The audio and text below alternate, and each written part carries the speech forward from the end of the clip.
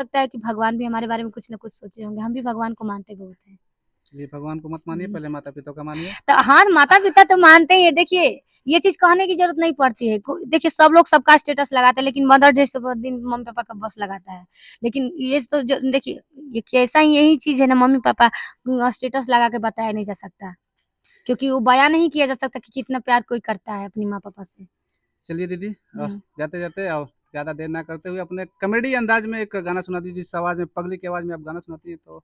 पगली और की आवाज़ में हुँ, पगली की आवाज़ में कौन-सा गाना सुनना है आपको? कोई भी सुनाइए जो आपको अच्छा लगे। कोई भी। जी। लेकिन गानवा तो गाए ना हम रियले आवाज़ में, नहीं तो पगली की आवाज़ में ही गाइए। पगली की आवाज़ में। हुँ। कौन गई हो? सोचे के ना पड़ गइल हमरा के गाना। अम, अरे कहाँ भी तो रोना कि रोतिया कहाँ भी तो रोना, अरे कहाँ भी तो बोलो ना कि रोतिया कहाँ भी तो बोलो ना, खिड़की खुली रही सारी रतिया रति कहाँ भी तो बोलो ना, कि खिड़की खुली रही सारी रतिया रति कहाँ भी तो बोलो ना, बता दो फूलवा रहे कि फूलमतिया रतिया कहाँ भी तो बोलो ना। गाली वाली हो गई वीडियो।